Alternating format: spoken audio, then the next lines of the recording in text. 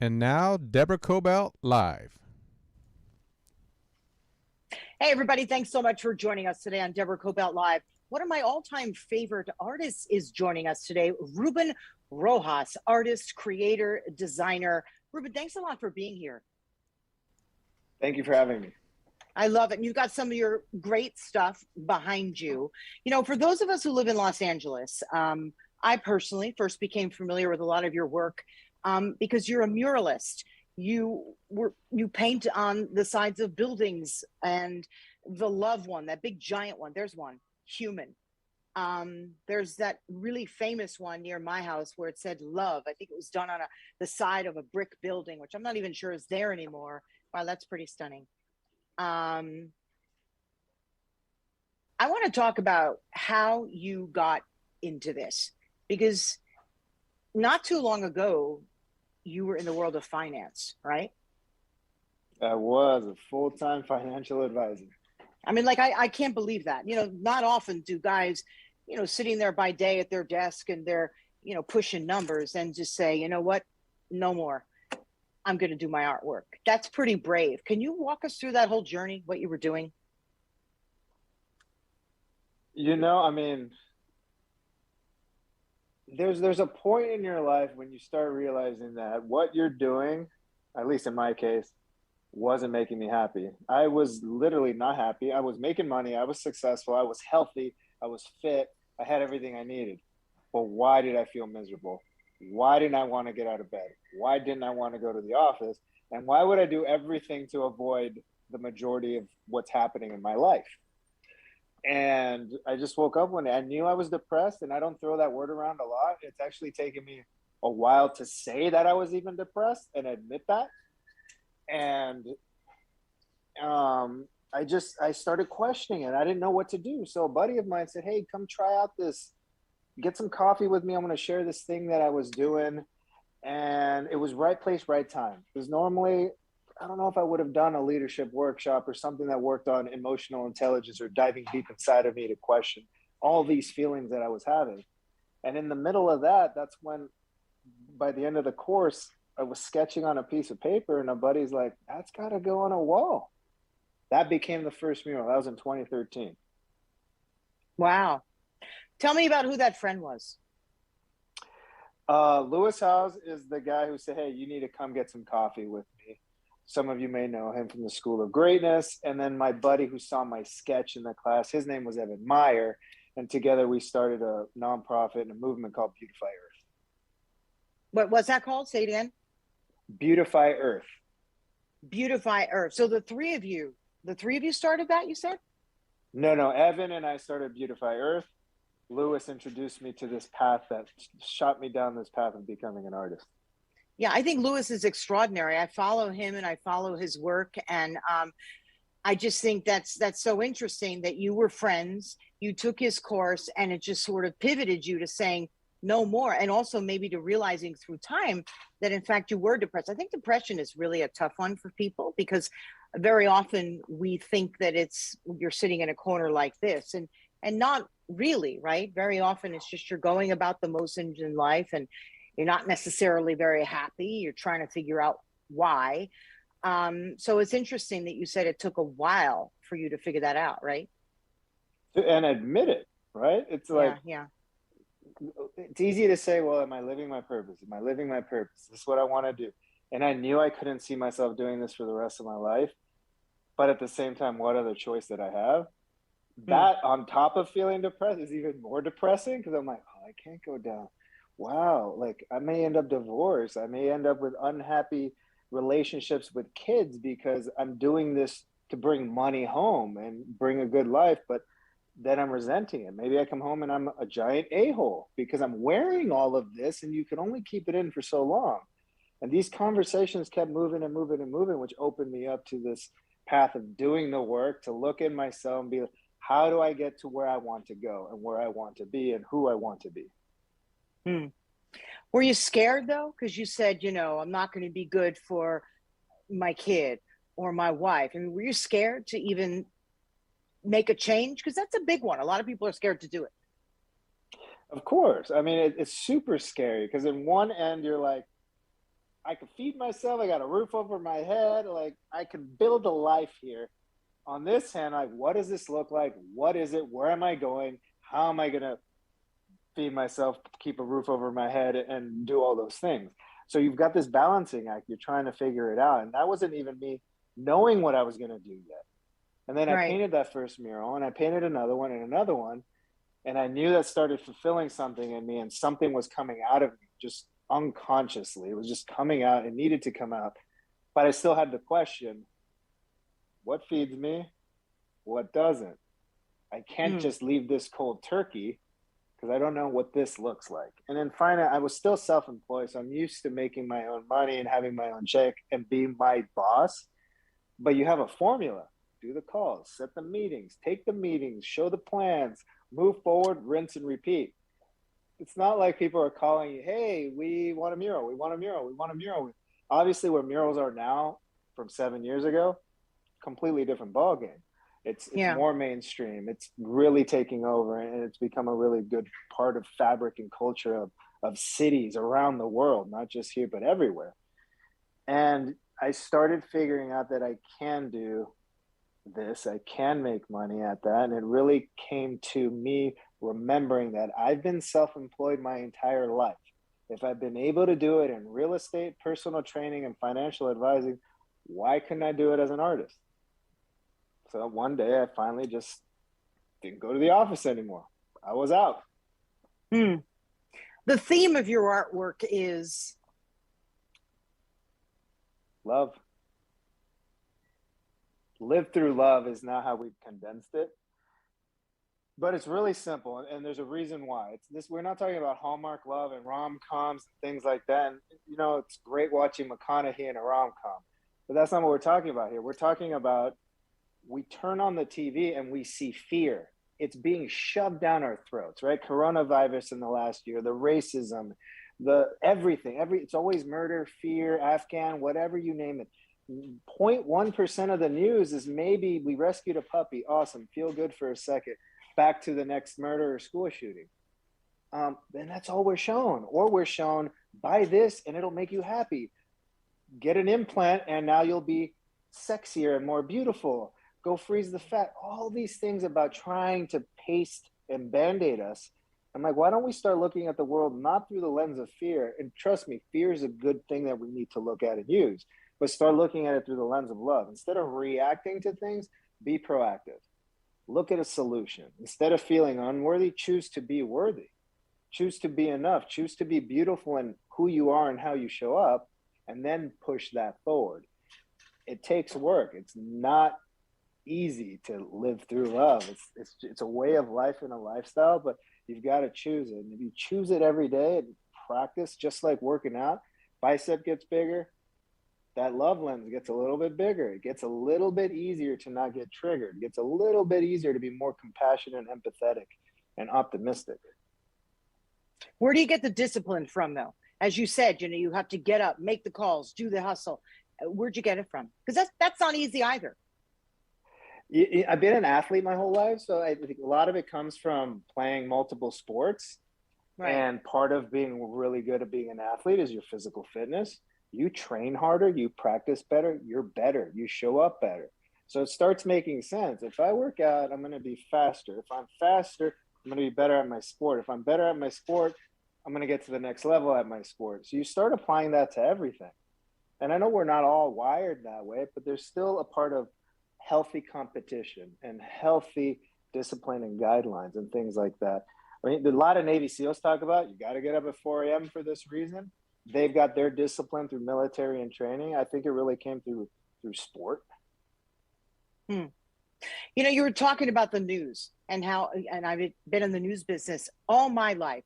And very often I'm in the newsroom being, you know, sent to a story. And I think, gosh, there's a whole different way to do this. Even if you're covering a fire or something awful that happened, you can actually approach it from a whole different perspective, such as why did this happen? How did this happen? And who was this person who did it? As opposed to the fear, as you said. And I brought that up to so many people and they say, it's not going to sell. Now, maybe they're right. But what do you think about that? It's like we're in such a step and repeat. You know, it's like, oh my God, they have the latest disaster. We have to cover it too. There's a spill. But instead of really going deeper into the spill, what happened? What caused it? How can we prevent it? Like, how can we actually take a proactive approach? What do you think about all that? How can we change the dialogue of news? Well, it goes to, well, if we want to talk a little bit about, just from the little bit of knowledge that I have, is you keep people sensationalized, you keep people attached, you keep people wanting more. And if you're in that sense of flight or panic or fear, it's like, what's next? What's next? Maybe they're going to give me the answer, or what's next? And then that's selling commercials, right? Your viewers are up, you're selling commercials. But if you came from, how do we solve these problems? I don't think the viewership would be there as much. Look at, I don't know if you've seen Squid Games, but Squid Games went viral for what it's showing and what it's doing. It's a show on Netflix. And then you watch it, you start seeing why these things go viral. And we don't go deep. We don't want to go deep. We're scared to go deep. Could we, or should we try to go deep, or is no point? Because we're so like used to the, kind of a reaction. What do you think? I think we should definitely go deeper. We should definitely go deeper into our humanity, into being empathetic, into being compassionate. Imagine if we looked at people and say, look, you're a human, I'm a human, let's go from there. Instead of all the labels we start putting on each other. First, we introduce each other, we put all these labels and masks on, and then we got to try to not offend people because I don't know what I can or cannot say. Do we really get to know the person? Yeah. What if I say, hey, I'm a human over here, my name's Ruben, I happen to be a man. Tell me about you. You know, now we start getting a little deeper. Now we could get into it. Then if you want, like, oh, and I go by this and I like to do this and this is who I am, this is how I define myself, then you're deeper again. But instead of putting it, here's my ingredients, I think that's a way. It gets tough and you want to connect to people. And if you connect heart to heart, nothing else matters. Right here. Right here. Your age doesn't matter. What you look like doesn't matter. It's the philosophy that's coming out of your head and in your heart. I'm with you. That's why I think when I first looked at your artwork, I didn't just see love, love, love. I actually could feel what was behind all that. I really could. I think a lot of people can, which is why you've sort of become a sensation in the amount of time that you've been putting out your artwork. Let's talk a little bit about Beautify Earth. Tell me about that, please. So Beautify Earth is a 501c nonprofit. We started it around the same time that I started painting murals. My buddy Evan was already painting murals on Lincoln Boulevard. It's known as Stinkin' Lincoln. Ugly street, lots of traffic, very busy. And the thought is like, what if we put up a little bit of art and a little bit of color to brighten up people's days as they go home? And that was it. And then that translated to schools. Schools look like prisons. How is a kid going to be inspired when they go to a beige box? And a lot of these schools have temporary building setups now. But let's even forget the kids. The kids leave. What about the administrators, the teachers, the parents that volunteer, all the people that are there for multiple years beyond when the kids leave? Why shouldn't they also be inspired and love a beautiful school when they go to it? So that's the notion behind it. We painted murals in different parts and different areas. We've actually started and shifted out to, there's a beautifyearth.com, which is a marketplace now where landlords could upload their properties, artists could upload their resumes, and brands could go in and sponsor and match amongst each other. So it's an easier way for people to connect. Yeah.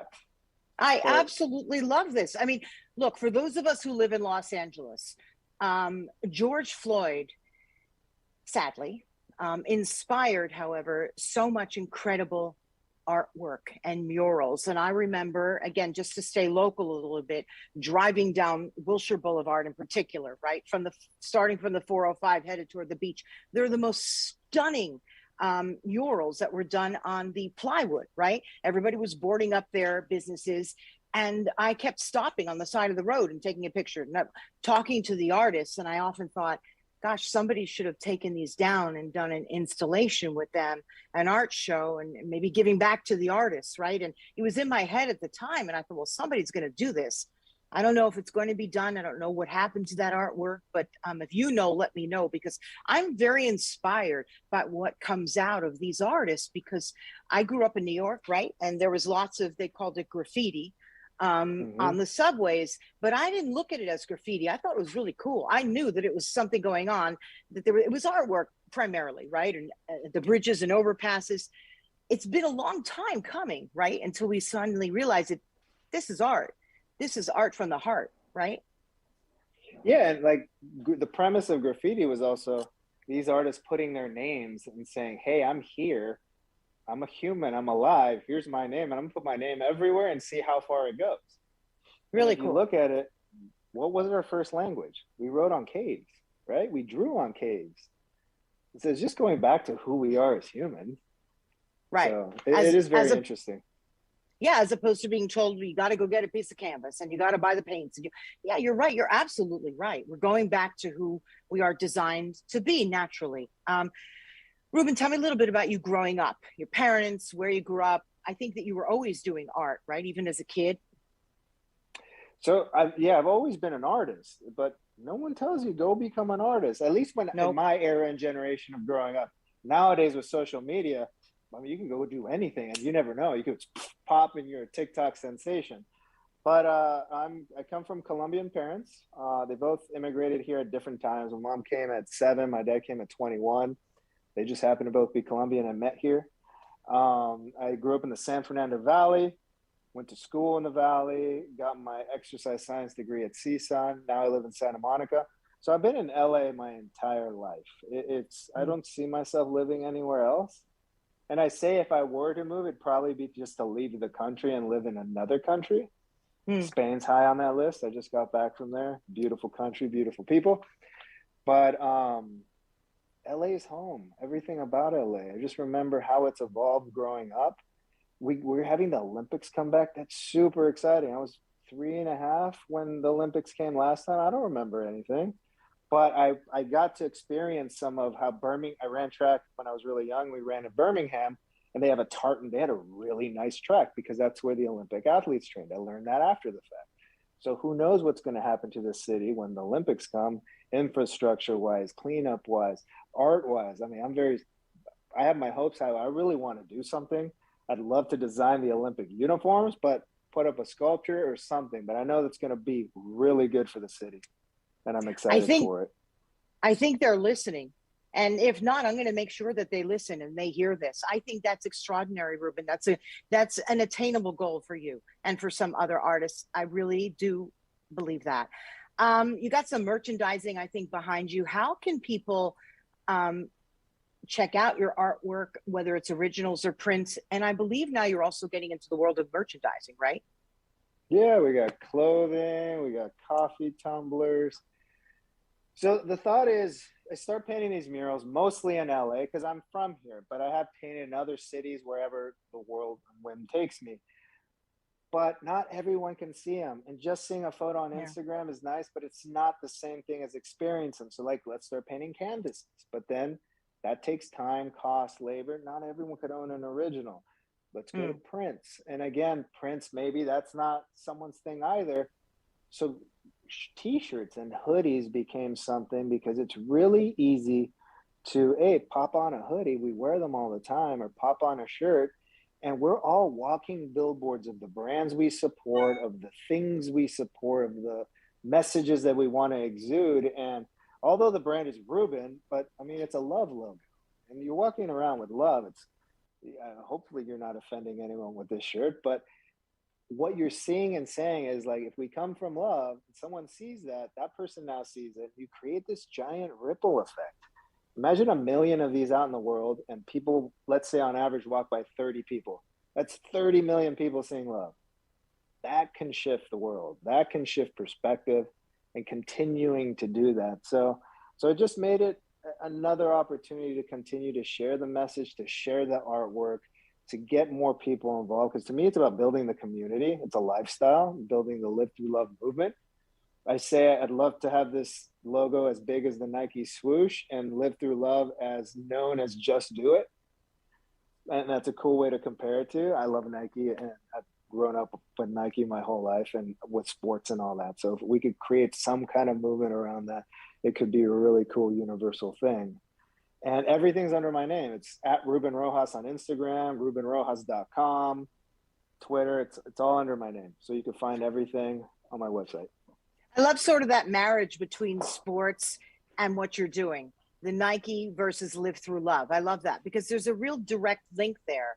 And maybe, you know, we ought to get a bunch of athletes, right? Professional and kids and students to wear your label, right? Live Through Love. I really love that. I actually think you've definitely got something there for sure. Thank you. Yeah. Anything else you want to tell our audience, please? Because I know you've got a lot of stuff coming up. And the fact that you were brave enough, if you want to use that word brave, or miserable enough to sort of just say, I can't do this anymore, please. What do you have to say to people who are in that position and who are just flat out terrified they can't do it? Great question. You know, there's just a couple of things. It's never the right time until you make it the right time, right? I have a child now. If I had him 10 years ago, would it have been the right time versus right now? Now is a better time, but is there a right time? It's just, that's another part of my life now.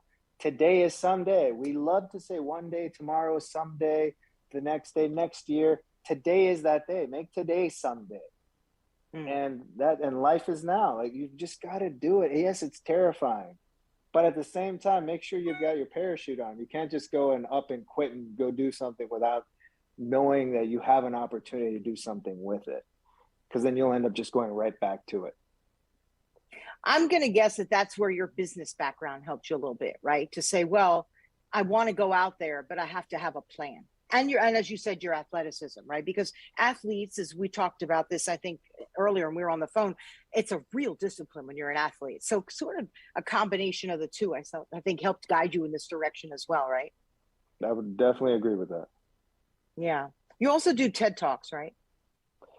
Yeah, I've done one. It's on the YouTube. You can Google it and find it out. And I've got one coming up on November 6th in Manhattan Beach. So I'm busy learning that talk now. We finally finalized it 17 versions later.